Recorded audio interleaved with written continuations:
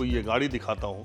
ये मर्सिडीज की गाड़ी है और ये दुनिया की पहली कार है। शायद आपको मालूम नहीं होगा, लेकिन दुनिया की पहली कार 3 पहिया थी। आज ईवी की बात आप सुनते हैं तो आपको नया लगता है, आपको जान के अचरज होगा 100 साल पहले भी ईवी गाड़ियां बनी थी। 2 भाई हैं जिनको गाड़ियों का जुनून है, जिन्होंने विंटेज कार के मामले में ऐसा ऐसा काम किया है जिसको सुन के आपको अचरज होगा। और ये है बड़ौदा नंबर 2, मतलब ये बड़ौदा की महारानी इससे चलती थी। ये लाल गाड़ी, वो क्रीम कलर की, देखिए कितनी। एक गाड़ी और थी हमारे पास, हाँ, वो बैंगनी कलर की थी, वो दूसरे गैराज में। अच्छा। बच्चन पांडे जो अक्षय कुमार की मूवी थी, हाँ। उस पूरी मूवी में अक्षय कुमार ने यूज करी वो गाड़ी।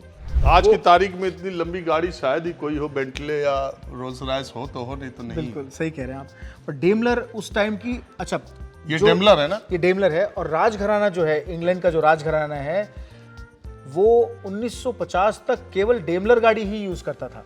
ये गाड़ी भी बहुत कम संख्या में बनी थी, परंतु अब इस मॉडल की, इस डिजाइन की अकेली गाड़ी है पूरी दुनिया में। अब ये गाड़ी देखिए, इसकी भी एक जबरदस्त इसकी कहानी है।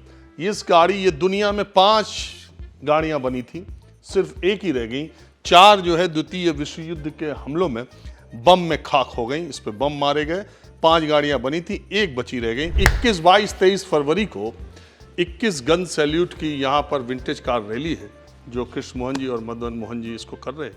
नमस्कार, बहुत दिनों के बाद मैं एक नई जानकारी और दिलचस्प जानकारी के साथ आपके सामने हाजिर हूँ। अब से कुछ देर तक मेरे साथ बने रहिए। मैं आपको ऐसी ऐसी जानकारी दूंगा जिसको आप इससे पहले न जानते होंगे। अगर जानते भी होंगे तो भी आपके लिए बहुत सारी नई चीज़ें लेकर मैं हाजिर हूँ।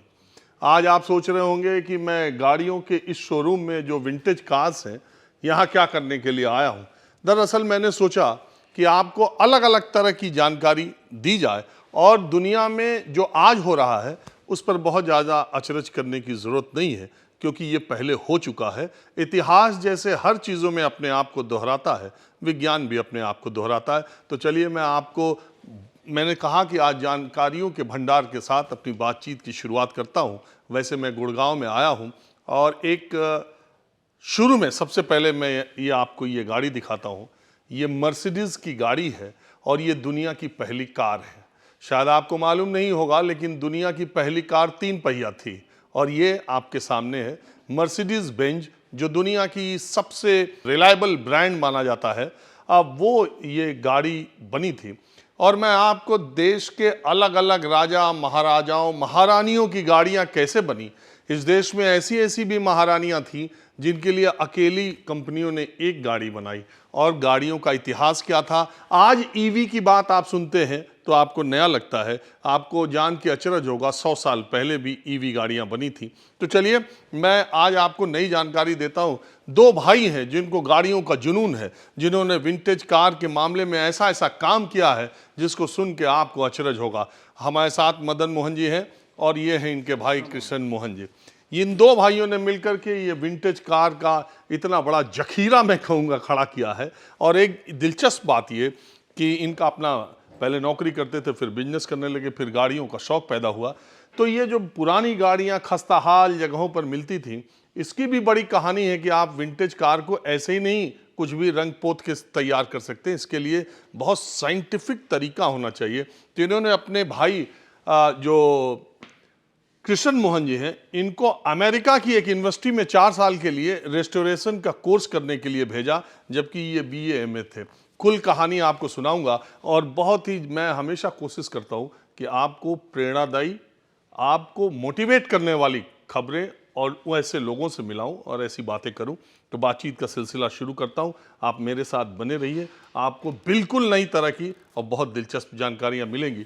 तो सबसे पहले दुनिया की पहली कार से शुरू करते हैं और कृष्ण मोहन जी से, मदन मोहन जी से ये जानने की कोशिश करते हैं। दोनों भाई बारी बारी से बताते रहेंगे। तो आप मदन जी इसके बारे में पहले शुरू कीजिए। ये 1886 की बेंज मोटर वैगन है, जो कार्ल बेंज ने इन्वेंट की, पेटेंट कराया इसे। और ये सिंगल सिलेंडर की कार है और इसमें ब्रेक नहीं बनाए उन्होंने। आपको ये जानकर बड़ा अचंभा होगा कि उनकी जो वाइफ थी बार्था बेंज, उनके ऊपर एक वीडियो बहुत वायरल भी है जिसमें वो इस गाड़ी को लेकर निकल पड़ती हैं। उनकी मदर का बीमार होने का एक किस्सा है। तो कार्ल बेंज ने इस गाड़ी को बनाया और इसको टेस्ट नहीं किया था तब तक। हाँ हाँ। वो इसको लेके निकल पड़ी 119 माइल बिना ब्रेक के। तब उनको पता, लोगों ने रास्ते में जब इस गाड़ी को देखा तो उन्हें लगा कोई भूत है, क्योंकि उस समय तक कुछ ऐसा था नहीं मोटरेबल। रास्ते में जब वो वापस लौट के आने लगी तो उन्हें लगा कि इसमें तो ब्रेक नहीं है, केवल स्पीड को कम करने का ही हिसाब है। इससे होता था। हाँ जी, ये तो स्टीयरिंग है इसका, ये स्टीयरिंग थी, वो उसका एक्सलेटर है। ये उसी से ही आप स्पीड को अगर आपको कम करना है तो ऊपर नीचे करके आप धीमा करके ही ब्रेक लगा सकते हैं। देखिए बात यह है कि जो बैलगाड़ी थी, घोड़ा गाड़ी या बैलगाड़ी के बाद ये पहली कार बनी, तो ये 3 पहिया ही बनी। ड्राइवर इधर बैठता था, एक आदमी और बैठ सकता है। ये स्टीयरिंग है, आप देखिए मैं घुमा रहा हूँ तो आपको पता चलेगा टायर कैसे हिल रहा है। क्या जमाना रहा होगा। 1800 कब की बता रहे थे? 1886। 25, अब जोड़िए आप,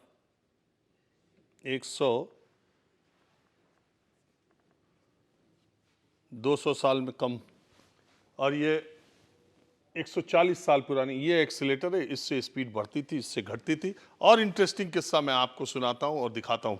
ये हाँ जी, रास्ते में जब मार्था बेंज आ रही थी तो उन्होंने देखा इसमें ब्रेक नहीं है, तो उन्होंने रास्ते में एक शू मेकर, जो हम मोची बोलते हैं, शू मेकर के दुकान पे जाकर उन्होंने उसे बोला कि इसमें जुगाड़ बनाया। क्योंकि वो शू मेकर ने जुगाड़ बनाया था, तो आज भी जो ब्रेक है उसे ब्रेक शू कहा जाता है। ओ हो, ये कहानी है ब्रेक शू की। यस, क्योंकि लोग सोचते हैं कि उसमें तो आज उसमें ऐसा क्या है उसको शू बोला जाता है, क्योंकि वो शू मेकर ने बनाया था एक ऐसा जुगाड़ ब्रेकिंग का, उसकी वजह से। तो एक जानकारी आपको ये मिली कि जो कारों में ब्रेक शू जिसको बोलते हैं, वो मर्सिडीज बेंज बनाने वाली कंपनी की पत्नी गाड़ी लेके निकली थी। ब्रेक का इंतजाम नहीं हुआ था, रोकने के लिए उन्होंने एक मोची से कहा कि इसको जुगाड़ बनाओ। उसने जुगाड़ बनाया ब्रेक का, वो नाम पड़ गया ब्रेक शू का। तो अब आप देखिए, मैं आपको दिखाता हूँ। ये जो कार्बोरेटर है इसका, ये देखने में ये कार्बोरेटर है। जो लोग गाड़ी से चलते हैं उन्हें मालूम है, 71 के ज़माने में गाड़ियाँ जब बंद हो जाती थी तो सबसे पहला काम ड्राइवर कार्बोरेटर का ढक्कन निकाल के और पाइप से पेट्रोल या डीजल खींच के उसको इसमें डालता था और उसके बाद एक्सीलेटर लेता था। ये इसकी टंकी है। 2 लीटर से ज़्यादा इसमें आता नहीं था, तब पेट्रोल डीजल का ज़माना नहीं था। जो केमिकल मेडिकल स्टोर पे मिलते थे उसको भी डाल के चला लेते थे, ऐसा कहते हैं मदर। बिल्कुल बिल्कुल सही कहा आपने। इसको बेंजीन नाम के फ्यूल से चलाया जाता था। और रास्ते में जब मार्था बेंज वापस आ रही थी तो उन्होंने रास्ते में स्प्रिट खरीद के इसको डाल के चलाया। ये इसके पीछे सिलेंडर, ये चीज़ क्या है? ये इसका वो कंप्रेशन बनाने का, जो क्योंकि एक सिंगल सिलेंडर चलता है तो एनर्जी को घुमा के उसमें पहिए को देने के लिए आगे। तो ये है दुनिया की सबसे पहली कार का रेप्लिका मर्सिडीज ने जो बनाया। इसमें एक दिलचस्प कहानी है कि ये बेंज मोटर वैगन है। हाँ, जब मर्सिडीज जो बेंज आया वो 1910 के बाद, मर्सिडीज जो बेंज गाड़ियों के सबसे बड़े डीलर थे उनकी बेटी का नाम था। तो उस टाइम उन डीलर ने कहा कि भाई मैं आपसे 100 गाड़ियाँ खरीदूंगा, बेंज को बोला, कार्ल बेंज को, मैं आपसे 100 गाड़ियाँ खरीदूंगा, पर उस पर आप ब्रांडिंग जो करेंगे वो मर्सिडीज़ मेरी बेटी के नाम से करेंगे, बेटी मेरी लकी है मेरे लिए। और ऐसे उनकी बेटी और उनके डीलर के जाने के बाद वो मर्सिडीज़ नाम हमेशा के लिए उस पर लग गया। देखिए अभी वैसे जो लोग बोलते हैं आमतौर पे, जो गाड़ियों के शौकीन या जानकार हैं, वो मर्सिडीज़ के अलावा बेंज ही बोलना पसंद करते हैं। लेकिन मर्सिडीज़ बेंज अब आमतौर पे बोलने वाली बात है। उसके पीछे की कहानी मर्सिडीज़ बेंज की क्या है वो आप जान गए। दुनिया की सारी बेशकीमती गाड़ियों के बारे में आज मैं आपको जानकारी दूंगा। सियासत की बातें और नेताओं के बयान और इधर उधर जीता हारा तो आप देखते ही रहते हैं। आपको मेरी कोशिश ये रहती है कि आपके सामान्य ज्ञान में, आपकी दिलचस्पी में और आपके रोज़मर्रा की ज़िंदगी में घटती घटनाओं में आपको क्या नया पता चले और क्या प्रेरणादायी हो, क्योंकि इन दोनों भाइयों की स्टोरी भी आपको भी बहुत कुछ करने और बहुत कुछ आगे ले जाने पर के लिए प्रेरणा का स्रोत बन सकती है। इसलिए मैं आया हूँ। मैं हमेशा सकारात्मक चीज़ों और सकारात्मक खबरों को सामने लाने का काम करता हूँ। इसलिए मेरी ये इच्छा है कि आप इस पूरे वीडियो को देखिए और इन दो भाइयों की कहानियाँ आपके जीवन में भी कुछ नई जिंदगी के कुछ नई उम्मीदें ले आ सकती है। अब ये गाड़ी देखिए, इसकी भी एक ज़बरदस्त इसकी कहानी है। इस गाड़ी, ये दुनिया में 5 गाड़ियां बनी थी, सिर्फ एक ही रह गई। 4 जो है द्वितीय विश्व युद्ध के हमलों में बम में खाक हो गई, इस पे बम मारे गए। 5 गाड़ियां बनी थी, एक बची रह गई। सबसे बड़ी बात, गुड़गांव के इस जगह पर जो इन्होंने शुरू किया है 21 गन सैल्यूट नाम से, ये अपनी विंटेज कार की रैलियां कराते हैं और उसके लिए गाड़ियों को ऐसा चमचमा के रखा है इन्होंने, तो ये खुद ही गाड़ियों के प्रति इनके लगाव और प्यार को दर्शाता है। मदन जी, इस गाड़ी की स्टोरी आप मुझे बताइए। ये हरमोन कंपनी 1936 में हरमोन कंपनी का निर्माण हुआ और 1938 में इन्होंने इस पर्टिकुलर गाड़ी ने लंदन के एक बहुत ही फेमस रेस ट्रैक जिसको के ऊपर इस गाड़ी के रेस में इसने प्रथम भाग लिया और प्राइज़ लिया।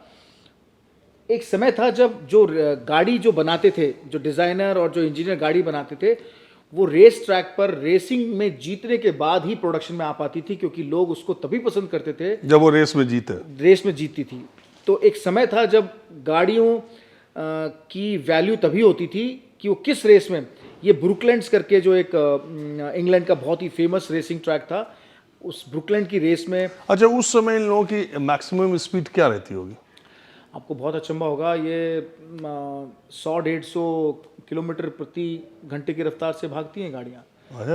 और 3 हाई परफॉर्मेंस इंजन होते हैं और 3 कार्बोरेटर के साथ ये गाड़ियों और साइलेंसर का स्पेशल डिज़ाइन इन गाड़ियों को बड़ा विशेष बनाता था। ये गाड़ी, इसका जो सस्पेंशन है, इसका अलग से कॉपीराइट है, इसका अलग से उन्होंने पेटेंट लिया हुआ है। ये सस्पेंशन उस टाइम पर इस गाड़ी को तेज़ भगाने में और शार्प टर्न्स लेने में बहुत हेल्प करता था। और ब्रेक के ड्रम भी देखिए, बहुत बड़े साइज के हैं इसमें ब्रेक के ड्रम। अच्छा, जिससे कि रेस करती हुई गाड़ी को ब्रेक लेने में दिक्कत ना, क्योंकि ड्राइवर की बहुत सारे समय। अभी मैं एक गाड़ी ये देख रहा था, ये गाड़ी, ये कौन सी गाड़ी है? ये लांसिया अस्टूरा पिनिनफरीना सीरीज 2 कैब्रिले। ये तो मैं बोल ही नहीं पाऊंगा, साल कब का है? लांसिया अस्टूरा 1932 की है ये। इस गाड़ी को मैं देख रहा था, मैं आपको बताऊं, मैं अपने कैमरामैन से कहूंगा आप इधर आए। ये मसूर के कहाँ के बता रहे थे? नहीं, ये आपने गाड़ी बाहर से मंगाई? मैंने बाहर से ये गाड़ी मंगाई। ये गाड़ी भी बहुत कम संख्या में बनी थी, परंतु अब इस मॉडल की, इस डिज़ाइन की अकेली गाड़ी है पूरी दुनिया में। पूरी दुनिया में। और ये 32 की बनी है आप बता रहे? हाँ जी। और मैंने जब इस गाड़ी को देखा, आपको बताऊं, मैं गाड़ी के अंदर बैठ के आपको थोड़ी देर के लिए दिखाता हूं कि इस गाड़ी में स्लाइडिंग सीट्स, मतलब ये सीट आगे पीछे होने का जो सिलसिला आज की गाड़ियों में आ रहा है, ये 30s की गाड़ी में भी था। और एक बात और, आम तौर पे आजकल हम ड्राइवर रखते हैं तो कहते हैं अरे वो तो शॉफर ड्रिवन गाड़ी से चलते हैं। तो शॉफर ड्रिवन गाड़ी ऐसी नहीं होती है। जरा मुझे आप वो दिखाएं जिसमें ये वाली थी। ये और वो आगे वाली दोनों हैं, ये भी है, ये वाली, ये देखिए, कपूरथला की है। ये महाराजा कपूरथला की गाड़ी है। पंजाब के कपूरथला को आप जानते ही हैं, उनके महाराजा के में थी। ये वहाँ की राजमाता साहब की गाड़ी थी। और ये कब की है? ये 1936 की।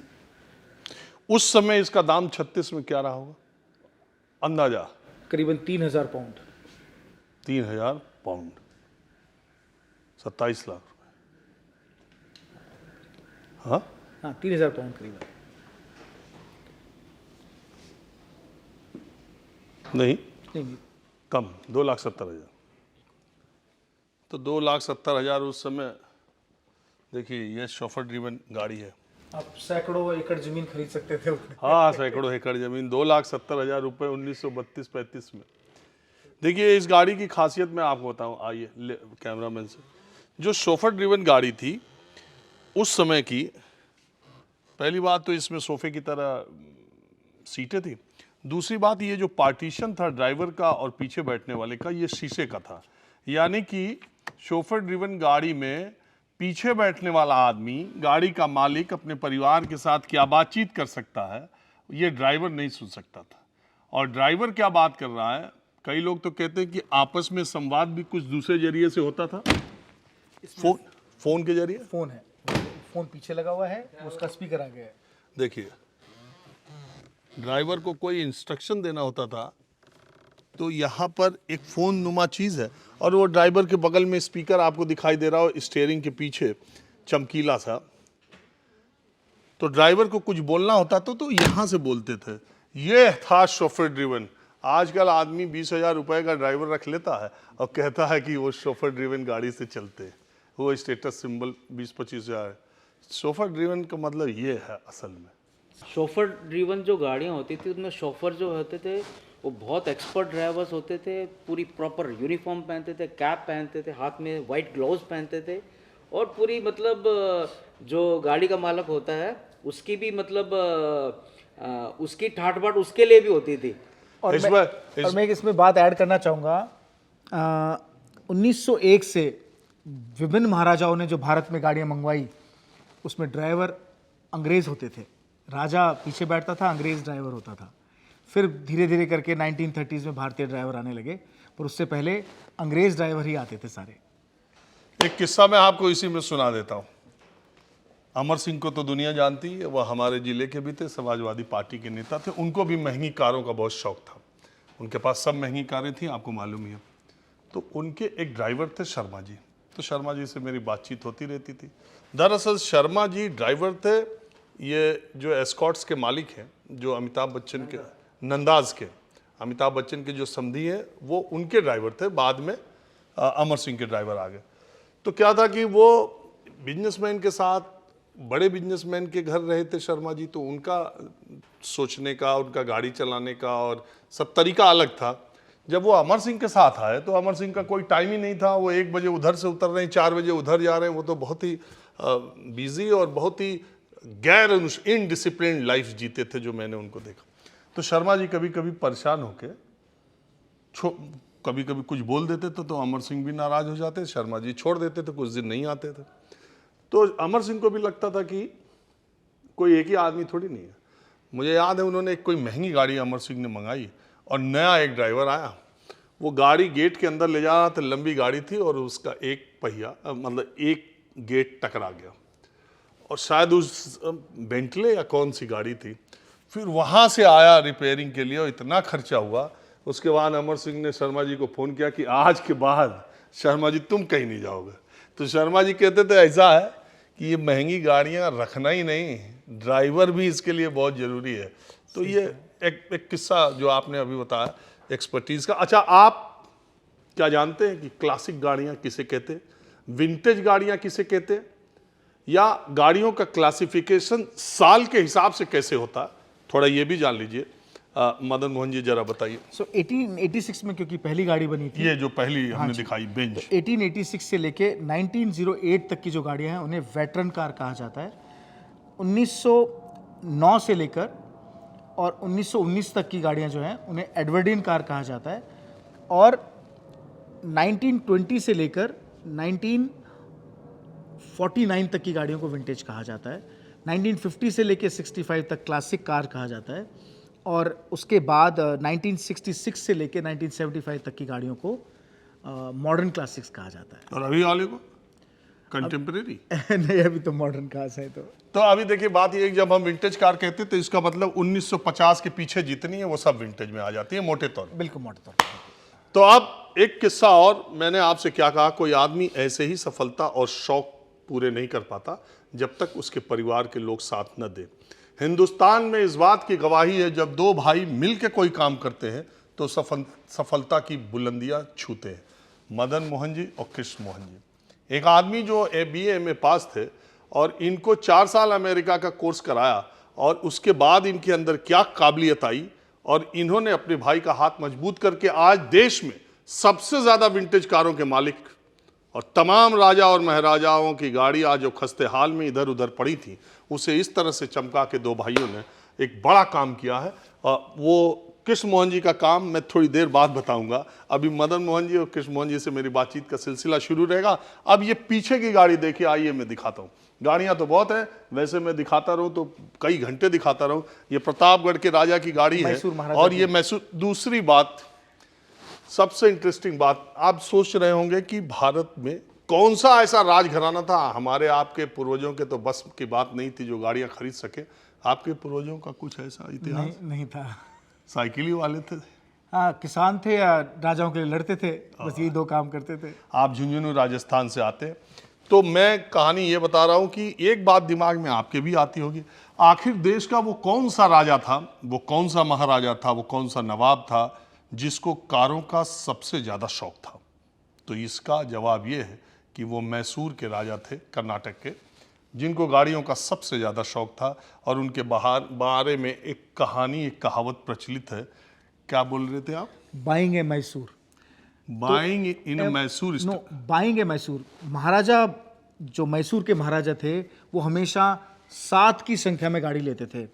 कोई भी गाड़ी ले रहे हैं वो उसके 7 संख्या में ही गाड़ी लेते थे, एक मॉडल के। तो उसमें होता था अलग अलग रंग, अलग अलग बॉडी स्टाइल होती थी। तो एक गाड़ी स्वयं के लिए, एक गाड़ी महारानी के लिए, एक गाड़ी राजमाता के लिए, अगर उनके बेटी बेटियों के लिए और भाइयों के लिए, ऐसे करके 7 की संख्या में गाड़ी लेते थे।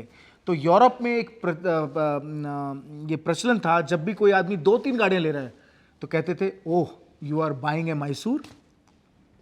ये कहावत बन गई वहां पर। अगर कोई थोड़ी ज्यादा संख्या में गाड़ियां खरीद रहा है तो कहते, oh you are buying a Mysore.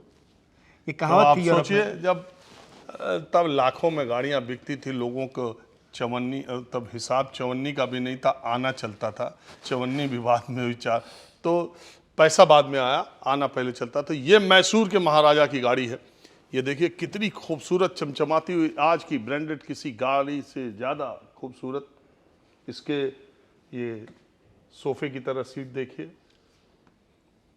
और यहाँ हेल्पर के बैठने का भी रहता था, ताकि महाराज के कुछ पानी पिलाना हो, इलायची खिलाना हो, छतरी लेके बैठना हो। और ये ड्राइवर की सीट थी।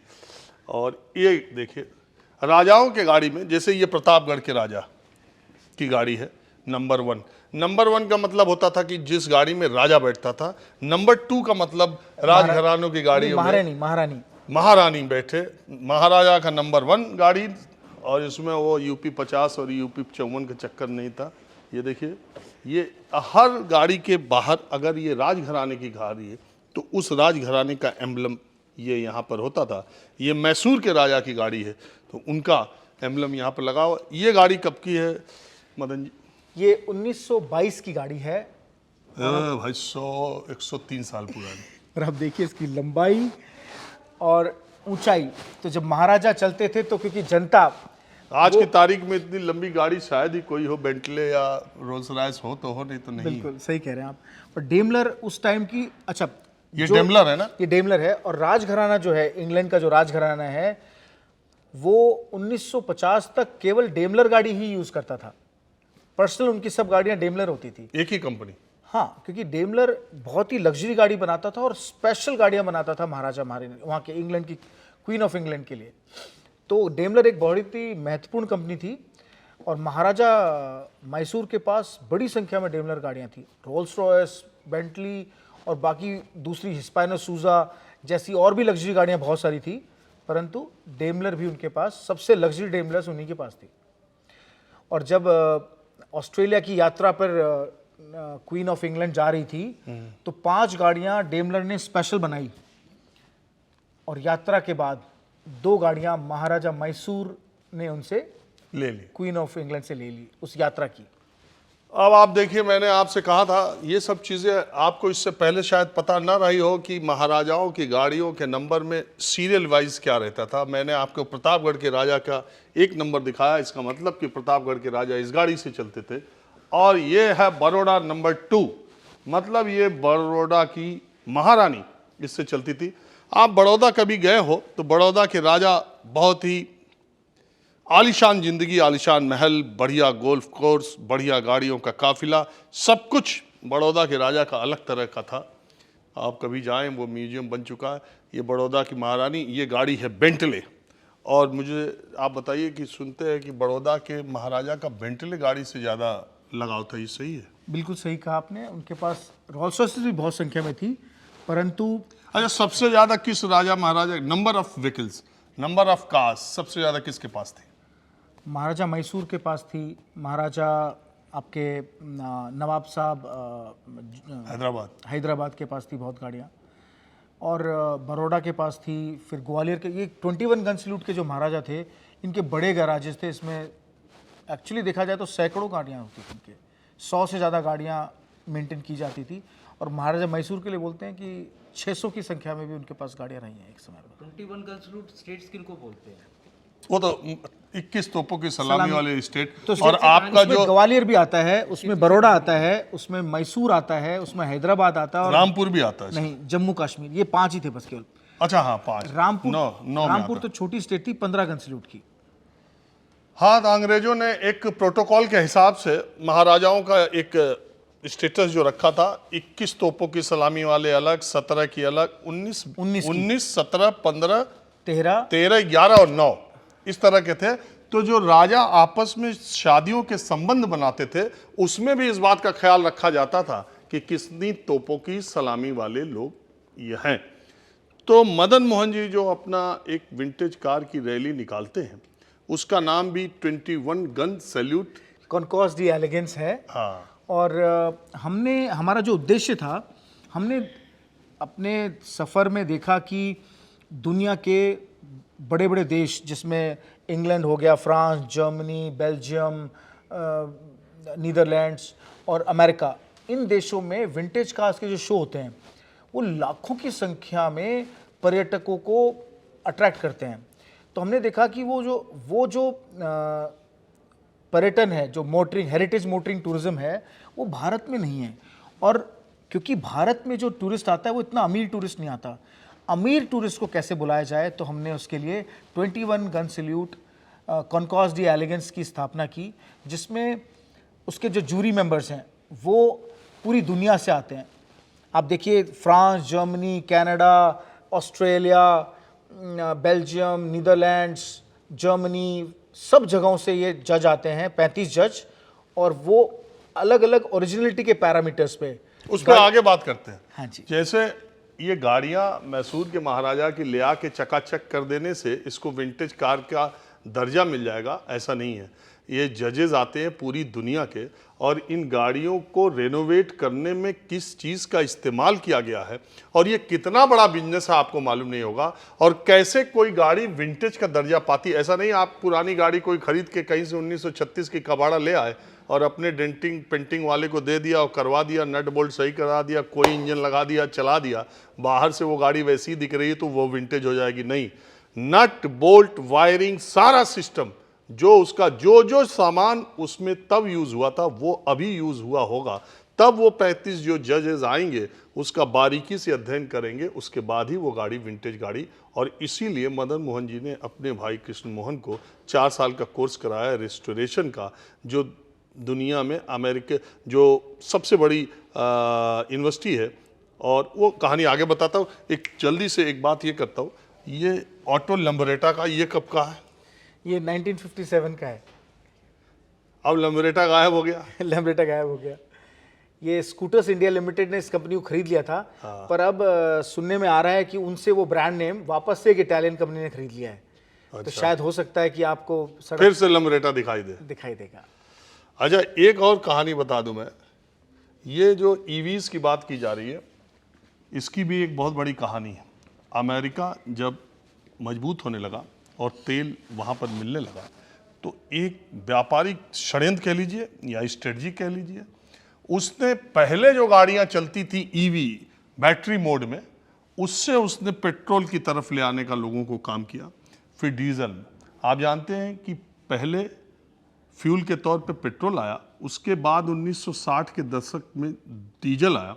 60 से लेकर 2010-12 तक, चूंकि डीजल सस्ता था, 2009 या 10 में हिंदुस्तान में डीजल को मार्केट के हवाले कर दिया गया। उसके पहले सरकार का नियंत्रण था, और उसके हटते ही डीजल और पेट्रोल की कीमतें धीरे धीरे और अब बराबर हो गई। अब ज़्यादातर कंपनियां, इवन मारुति, उसने डीजल गाड़ियों को बनाना बंद कर दिया। यानी 80-60 के पहले आप पेट्रोल से चलते थे, 2025 के बाद फिर आप पेट्रोल पे आने लगे, और इसके बाद आप ईवी पे जाएंगे, जो कि ईवी पेट्रोल से पहले, हाँ, दुनिया के तमाम बेहतरीन कार निर्माताओं ने ईवी गाड़ियां तभी बना दी थी। थोड़ा हमारे लोगों को इस ईवी गाड़ी के बारे में मदन मोहन जी बताइए। 1896 के बाद बहुत सारी कंपनियां 1907 तक, आप ये देखिए, 2/3 जो गाड़ियां बन रही थी अमेरिका में या दूसरे देशों में, वो ईवी बन रही थी। पर अचानक से टेक्सास में और दूसरे राज्यों में अमेरिका तेल के मिलने लगा। तेल मिलने लगा। तेल मिलने के उस कारण से उन्होंने जो आपने कहा षड्यंत्र, एक्चुअली वो षड्यंत्र कहें तो कोई इसमें अतिशयोक्ति नहीं होगी, हाँ क्योंकि हाँ, ये सब ये फिर वही उन्होंने शुरू किया सारा काम। उन्होंने सोचा कि ईवीज पॉपुलर हो रही हैं और ईवी जो है वो उस समय भी 150 माइल एक चार्ज में चल सकती थी। तो सोचिए आप, और स्वाइपिंग ऑफ बैटरी टेक्नोलॉजी उस टाइम पर थी, एक बैटरी निकालो दूसरी लगाओ। मतलब हर 100 किलोमीटर पे उन्होंने सिस्टम बना रखा था, आप अपनी बैटरी छोड़ जाइए, नई बैटरी डालिए और आगे चलिए। तो 1886 में गाड़ी बनती थी, बैटरी से 100 किलोमीटर तक जाती थी, स्टेशन था उसका, आप अपनी बैटरी दे देते थे, वो चार्ज करते थे, आप अगले 100 किलोमीटर जाते थे, आप इस तरह से 1000 किलोमीटर चल सकते थे। आज की तारीख में जो सबसे शानदार ईवी बनी है वो सब का माइलेज 350-500 से ज्यादा किसी का नहीं है, किसी का नहीं। और उसके बाद आप खड़े होकर बैटरी चार्ज करिए, फिर उसके बाद जाइए। बहरहाल एक और इंटरेस्टिंग कहानी सुनाता हूँ, ये नई जानकारी आपको मैं दे रहा हूँ। ये देखिए, बड़ी गाड़ी आजकल एक चर्चा में रहती है, एमजी मोटर्स। आपको मालूम है कि MG Motors, Morris and garage, ये ब्रिटेन की कंपनी थी, ये एमजी, जिसको चाइना ने खरीद लिया। चाइना ने खरीदने के बाद हिंदुस्तान के गुजरात के हलोल में एक अपना प्लांट लगाया है, जहां पर वो हिंदुस्तान में बिकने वाली गाड़ियां बनाता है। अभी उसकी ईवी गाड़ी भी आई है और उसकी बहुत सारी गाड़ियों के नाम आप जानते ही हैं।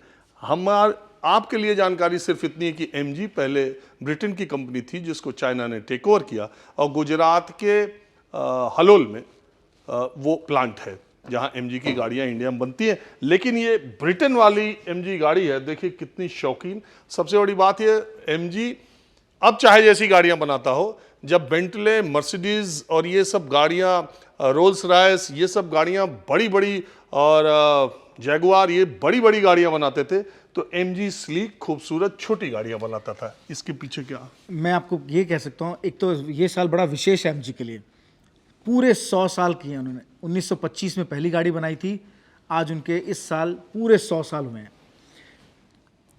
ये कह सकते हैं कि मीडियम क्लास, जो उस समय का जो मीडियम क्लास, मैंने एमजी मोटर्स की जो जानकारी दी वो सही है कि नहीं? परफेक्ट सही है। एमजी मोटर्स उस टाइम पर युवाओं के दिलों पर राज करता था, क्योंकि ये स्लीक स्पोर्ट्स कार्स बनाते थे, छोटी स्पोर्ट्स कार बनाते थे और सबकी पॉकेट के हिसाब से बनाते थे। तो मॉरिस गैराजेस की जो भी गाड़ियां उस टाइम पर आती थी, एमजी जो भी गाड़ियां बनाता था, उस टाइम के यूथ को माइंड में रख के बनाता था। तो इस वजह से ये बहुत बड़ी संख्या में, ना केवल इंग्लैंड में बिकती थी, पर पूरे यूरोप में और अमेरिका तक में बिकती थी गाड़ी, बड़ी संख्या में।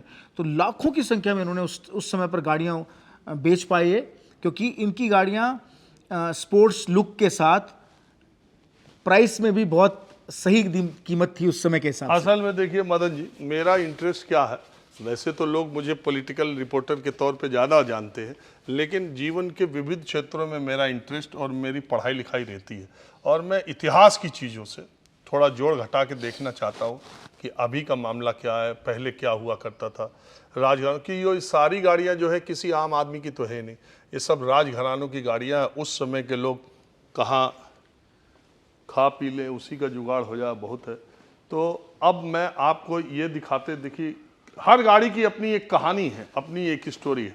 अब जैसे ये गाड़ी है, देख लीजिए इसकी लंबाई, दो गाड़ियाँ बिल्कुल एक तरह की है, लाल गाड़ी, वो क्रीम कलर की, देखिए इसमें कितनी। एक गाड़ी और थी हमारे पास, हाँ, वो बैंगनी कलर की वो थी। दूसरे गैराज में है। वो अच्छा। बच्चन पांडे जो अक्षय कुमार की मूवी थी, हाँ। उस पूरी मूवी में अक्षय कुमार ने यूज करी वो गाड़ी।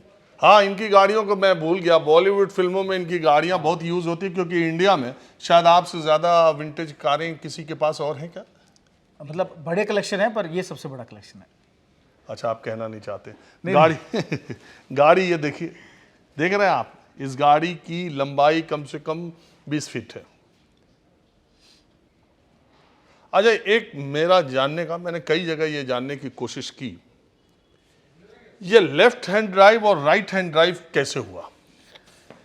अमेरिका शुरू में राइट हैंड लेफ्ट हैंड दोनों बनाता था, पर क्योंकि सेकेंड वर्ल्ड वॉर के बाद स्पेशली, क्योंकि ब्रिटेन और बाकी दुनिया में एक वो जो गैप था, तो उसके देखा जाए तो लेफ्ट हैंड ड्राइव एक बेटर सिस्टम है। पर क्योंकि इंग्लैंड ने आधी दुनिया पे राज किया, तो वो अपने बात पर है कि हमारा तो राइट ही है। नहीं, हमारे को कोई कह रहा था, देखिए बहुत सारे तथ्य ऐसे हैं जो कहानियों किस्सों में लोग बता देते हैं, अब उसका कहीं लिखित जानकारी नहीं मिलती है, तो आदमी मान लेता है कि यही सही होगा। जैसे नेहरू जी का पेरिस में कपड़ा धुलाना, उसका कोई कहीं किसी किताब में फैक्ट नहीं है, लेकिन बहुत लोग यही बात कहते हैं। सही बात है। तो इसी तरह मुझे किसी ने बताया कि द्वितीय विश्व युद्ध के बाद पश्चिमी देशों ने लेफ्ट हैंड ड्राइव को लेफ्टिज्म से जोड़ा और उसके बाद कहा हाँ बायां कुछ नहीं रहेगा, सब कुछ दायां रहेगा, और फिर राइट। और दूसरे, जब पहले गाड़ियां किसी ने मुझे बताया, पता नहीं ये इसका कई फैक्ट नहीं, और एक आदमी ने मुझे बताया कि पहले सड़कें वन वे थी, वन वे सड़कें थी, तो इसमें लेफ्ट हैंड ड्राइव में ठीक था।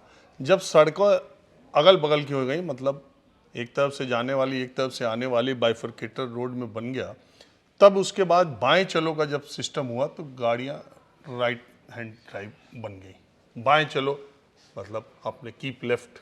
मुझे लगता है कि ना 1960-70 तक भी आप देखें, दुनिया में बहुत कम एग्जाम्पल हैं जहाँ पर राइट और लेफ्ट के अलग अलग लेन थे, क्योंकि गाड़ियाँ जो थी तब महत्वपूर्ण लोगों के लिए बनती थी, महंगी होती थी, तो हर कोई खरीद नहीं सकता था, तो गाड़ियों की संख्या उतनी नहीं थी कि उनके लिए डबल रोड बनाने की आवश्यकता भी हो।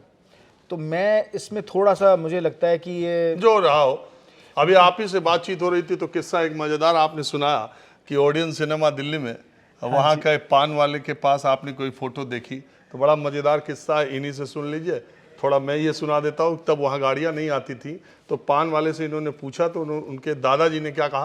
उन्होंने कहा कि तब इतनी गाड़ियाँ ही होती थी कि हमें पता था कि ये जमनालाल लाल बजाज जी जा रहे हैं, क्योंकि उनकी गाड़ी से पहचान जाते थे, ये नेहरू जी जा रहे हैं, या ये कोई दूसरे पटेल साहब इस गाड़ी में जा रहे हैं, या ये बाराखंबा के राय बहादुर जा रहे हैं, ऐसे करके उनको सेठों के नाम से वो पहचान इतने कम लोग उस वक्त गाड़ियों में चलते थे कि सामने से गाड़ी गुजरती थी तो लोग जान जाते थे कि फला आदमी जा रहा है। कहने का मतलब ये है, गाड़ियां तब इतनी कम थी। आज की तारीख में अगर आपकी गाड़ियों में सोना भी लगा हो तो भी कोई ये पहचानने वाला नहीं है कि उसमें बैठने वाला कौन है, और नहीं इसकी कोई ज़्यादा लोड भी लेता है, क्योंकि हर चौराहे पर 2-3 करोड़ रुपए की आप कितनी भी महंगी गाड़ी खरीदिए, दिल्ली, मुंबई, बेंगलोर जैसे शहर में हर रेड लाइट पर उससे महंगी गाड़ी, एक रेड लाइट छूटते ही दूसरी रेड लाइट में आ जाएगी। अब कहानी का अगला सिलसिला ये शुरू होता है कि मदन मोहन जी से मैंने अब तक बात की, अब मैं कृष्ण मोहन जी से बात करूंगा। और इन भाई ने अपने इस भाई को अपने शौक को पूरा करने के लिए अगर लगाया तो इन्होंने क्या किया, और आज की तारीख में इनकी वजह से इनके शौक और ये जो पूरा 300 गाड़ियों से ज़्यादा का जो मामला तैयार हुआ, उसमें एक पिलर की तरह कृष्ण मोहन जी ने क्या किया, चलिए ये भी दिखाता हूँ। ये चमचमाती गाड़ियाँ देख करके आप ऐसा न समझिए कि ऐसे आई थी या ऐसे ही चमचमाती, ये तो शोरूम है, इसके पीछे बहुत मेहनत है, बहुत लागत है, और बहुत दिमाग, बहुत साइंटिफिक तरीके से काम होता है। अब मैंने जो बार बार आपसे कही कि 2 भाइयों ने मिलकर के ये काम किया, अब आपको मैं दिखाता हूँ। आ जाइए इनके वर्कशॉप में। गाड़ी आपने देखी, अब ये गाड़ियाँ देखिए जो कहीं बिल्कुल खस्ता हालत में ये गाड़ियाँ कहीं कहीं पड़ी हुई थी। अब ये यहाँ एक गाड़ी ये है, ये देखिए ये 2 गाड़ियाँ हैं, ये दोनों एक ही तरह की थी, बिल्कुल खस्ता हाल में देश के या दुनिया के किसी कोने से इन्होंने ये गाड़ियाँ मंगाई। उसके बाद यहाँ पर काम चल रहा है और इसको उसी हिसाब से तैयार किया जा रहा है। यहाँ सारी वो चीज़ें ऐसी ही, और कैसे इन गाड़ियों को 1930, 50, 37, 22 की बनी गाड़ियाँ फिर उसी तरह कैसे बन के तैयार हो जाती हैं, इसका भी अपना एक बहुत बड़ा बिजनेस है और बहुत बड़ा इसमें मामला है। अब देखिए ये गाड़ी है, ये चेचिस सिर्फ है इस पर, इसका बाकी माल अभी उतरा हुआ है, फिर बनेगा, फिर तैयार होगा। तो कृष्ण मोहन जी ये काम करते हैं। कृष्ण मोहन जी, पहले तो आप ये बताइए कि आप MA पास है कि BA पास है? मैं MSW हूँ, मास्टर इन सोशल वर्क्स, 94 में किया था मैंने। उसके 1994 में मैंने MSW किया था, मास्टर इन मैं सोशल समझ वर्क। गया MSW। तो हाँ, तो वो MA के इक्विवेलेंट्स के। हाँ हाँ, आर्ट्स का सब्जेक्ट है, आर्ट्स का सोशल वर्क। हाँ। और 11वीं के बाद से मेरे पास मैथ साइंस नहीं थी। फिर आप 44 साल की उम्र में ये पेन कॉलेज में पढ़ने गए, कहाँ गए? मैं पेंसिल्वेनिया कॉलेज ऑफ टेक्नोलॉजी में पढ़ने गया, और ये पैन स्टेट का कॉलेज है। पैन स्टेट जो है यूनिवर्सिटी, वो पहले 10 यूनिवर्सिटीज़ में आती हैं अमेरिका तो में। आप इंग्लिश मीडियम का कुछ ज्ञान था आपको? इंग्लिश मीडियम तो पढ़े थे हम इंग्लिश मीडियम में, लेकिन बोलचाल में उतनी प्रैक्टिस नहीं थी। पर जब कोई जरिया नहीं होता तो आप कुछ ना कुछ तो अपना जरिया तो निकाल आप लेते ये हो। पढ़ने गए कि ये पुरानी विंटेज गाड़ियों का रीस्टोरेशन कैसे हाँ, होगा? इंडिया में ये कोर्सेज अवेलेबल नहीं है, तो अमेरिका में कई यूनिवर्सिटीज़ हैं ये जो कोर्स अवेलेबल कराती हैं, क्योंकि वहाँ पे एक बड़ा मार्केट है। तो मेरे कॉलेज में 100 से ज़्यादा स्पेशलाइजेशंस थे, और मेरे डिपार्टमेंट का नाम था ट्रांसपोर्ट एंड एविएशन। तो हमारे यहाँ पे नई गाड़ियों पे काम होता था, पुरानी गाड़ियों पे काम होता था, उसके बाद हवाई जहाज़ के मेंटेनेंस, और जो अर्थ मूवर होते हैं, हैवी अर्थ मूवर, उनका मेंटेनेंस, वो सारा का सारा हमारे डिपार्टमेंट के पास में था।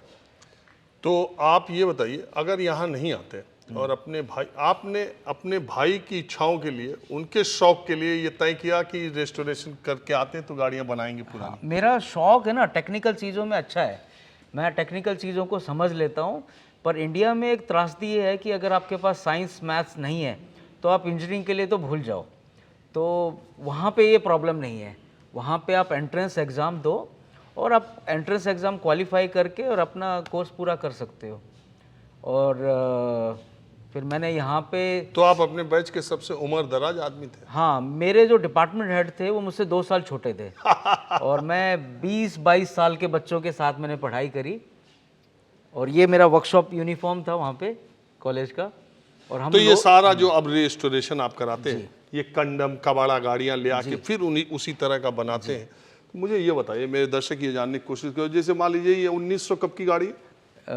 एग्जैक्ट मुझे ईयर नहीं है याद, पर ये यूरोपियन कार है। अच्छा, अब देखिए पहले की गाड़ियाँ क्या थी, इसमें ये मुझे बताया, ये फ्रांसीसी लकड़ी है, फ्रांस की। हाँ, वाइट ऐश और वाइट ऐश इसमें यूज़ हुई है। वाइट ऐश। अब ये मैं दिखाता हूँ, ये पिलरलेस ज्यादातर गाड़ी है ये। हाँ? इसमें पिलर नहीं है बीच में। इसमें पिलर भी नहीं है और इसमें अंदर सब कुछ लोहा लकड़ नहीं है, सिर्फ बाहर है ये मेटल स्किनिंग की हुई है।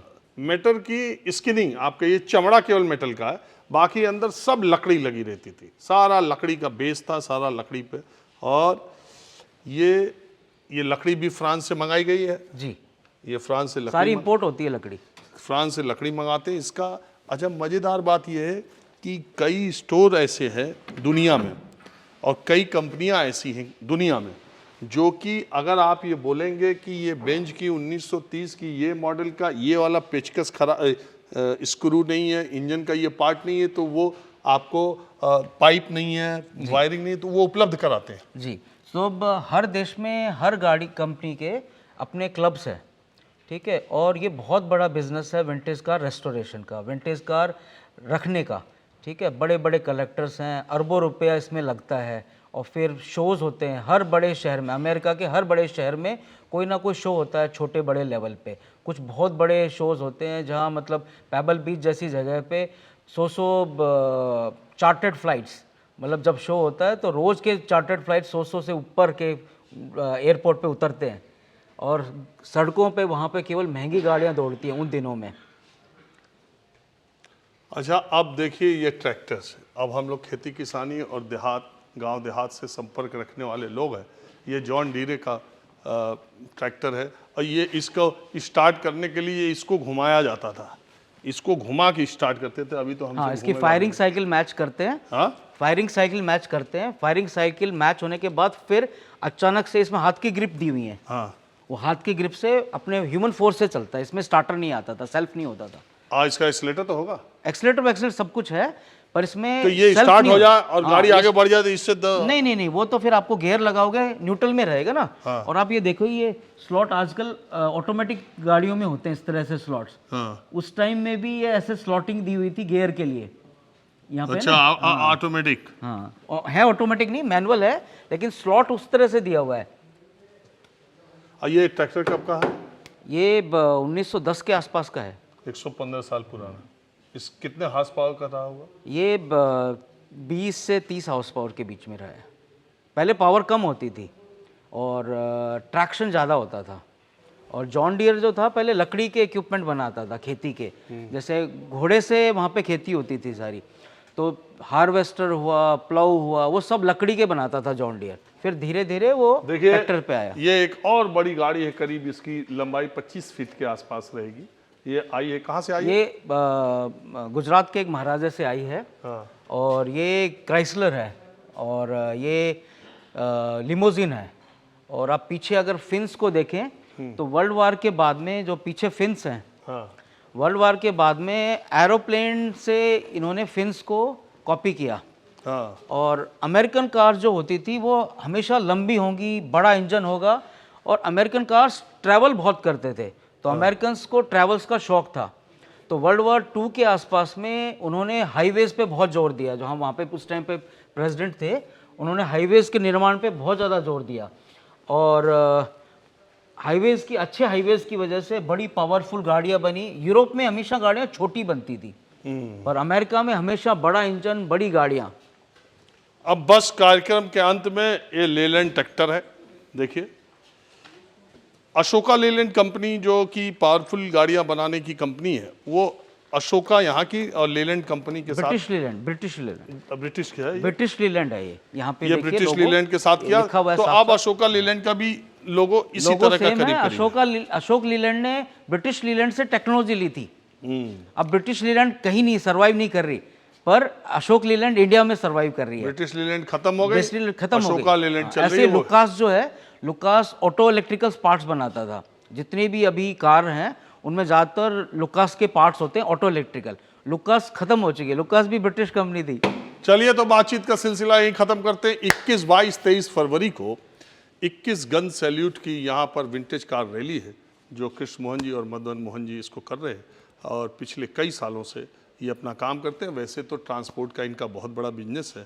नौकरी छोड़ करके 20 साल पहले इन्होंने ट्रांसपोर्ट का काम करना शुरू किया। बाद में विंटेज कारों का शौक हुआ, और फिर वो शौक इतना बड़ा साम्राज्य के तौर पर बन गया कि अब बहुत सारे महाराजा और राजा जिनकी गाड़ियां कहीं कहीं से होते हुए इन्होंने ले ली हैं, वो इनसे संपर्क करते हैं अपनी चमचमाती गाड़ियों को देख के कि मदन मोहन जी, अब हमारी गाड़ी वापस मिल सकती है क्या? ये मुँह मांगी रकम पर भी अब वो गाड़ियाँ देने को राजी नहीं है। और इस किसी भी गाड़ी की कीमत इसके पुराने मालिक का अगर सक्षम हो, अगर उसके पास दम हो, तो वो कोई भी कीमत दे सकता है। तो ऐसे ही ये गाड़ियों की कहानी है। हर गाड़ी की अपनी एक कहानी है, हर वक्त की अपनी एक कहानी है। कुछ और कहानी, कुछ और चीज़ों को लेकर मैं ऐसे ही फिर हाजिर होता रहूँगा। तब तक के लिए नमस्कार।